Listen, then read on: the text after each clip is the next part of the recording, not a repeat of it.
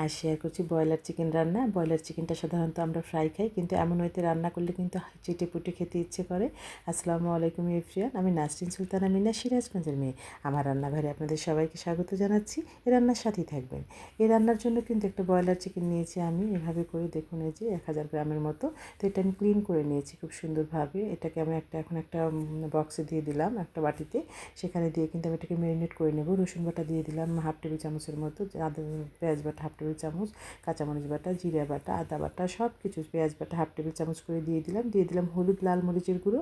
সাথে কিন্তু একটা মশলা বানিয়ে রেখেছি, এই মশলাটা দিয়ে দিলাম। এই মশলাটা স্কিপ করা যাবে না, জিরা, ধনিয়া, মৌরি এবং রাঁধুনি সস দিয়ে। তো এভাবে করে কিন্তু ম্যারিনেট করে নিচ্ছি। এর মধ্যে তেল দিয়ে দিয়েছি, তেল দিয়ে সুন্দর করে ম্যারিনেট করে নিচ্ছি। তেল, লবণ সব কিছু দিয়ে দিয়েছি। এখন একটু রেস্টে রেখে দিলাম 20 মিনিটসের মতো। এখন আমি চুলায় কিন্তু কড়াইয়ে তেল দিয়ে দিয়েছি, কিছু মশলা অ্যাড করে দিয়েছি, গরম মশলা।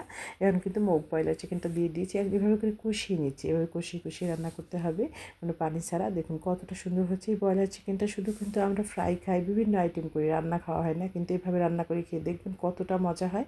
এটা খুবই মজা হয়, সেই জন্য আজকে আপনাদের সঙ্গে শেয়ার করলাম, কারণ মাঝে মাঝে আমি এটা করি। তো এভাবে করে ব্রয়লার চিকেনটা কিন্তু কষিয়ে নিচ্ছি। এটা সিদ্ধ হতে একদমই কম সময় লাগে, খুব অল্প টাইমের মধ্যে সিদ্ধ হয়ে যায়। এভাবে করি আর মাঝে মাঝে রান্না করি, মায়েরও ভালো লাগে, আমার হাজব্যান্ডও অনেক পছন্দ, বলে এভাবে একটু করো। তো এইভাবে সত্যি আসলে রুটি, পরোটা, গরম ভাত সব কিছুতে ভালো লাগে। তো এভাবে করেই আমি রান্না করছি। দেখুন কতটা সুন্দর হচ্ছে। এভাবে কষাতে কষাতে সিদ্ধ করে নেব। আসলে ব্রয়লার চিকেনটা কিন্তু বাচ্চারাও অনেক পছন্দ করে, এই জন্য দেখা যায় আরও বেশি করা হয়। তো এইভাবে করেই কিন্তু আমি রান্নাটা করে নিচ্ছি। এখন আমি অল্প একটু গরম পানি দিয়ে দিলাম, এখানে গরম পানি ইউজ করবেন। কষানো হয়ে গিয়েছে, অল্প একটু গরম পানি দিয়ে আমি কিন্তু ঝোলের জন্য পানি দিয়ে দিয়েছি।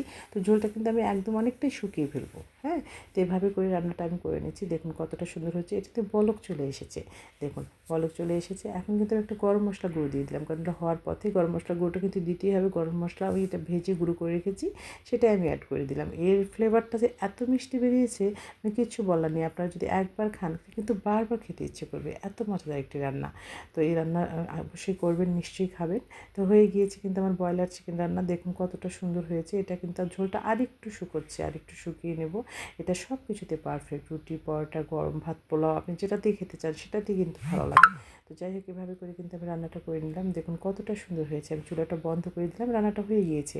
এই যে আমার রান্নাটা কিন্তু কমপ্লিট, একদম ভীষণ মিষ্টি একটা ফ্লেভার বেরিয়েছে এই রান্নার। তো হয়ে গিয়েছে, কিন্তু সবগুলো মশলা দিতে হবে, অ্যাড করা যাবে না। দেখুন কতটা সুন্দর হয়েছে। এখন আমার এই রান্নাটা কিন্তু আমি এখন একটা সার্ভিং বাটিতে ঢেলে দেবো। দেখুন যেভাবে করে আমি সার্ভিং বাটিতে ঢেলে দিচ্ছি। দেখুন কতটা সুন্দর হয়েছে আমার আজকের ব্রয়লার চিকেন রান্না। দেখুন আমার এরকম সহজ রান্না যদি ভালো লাগে তাহলে পেজ ফলো করে রাখতে পারেন।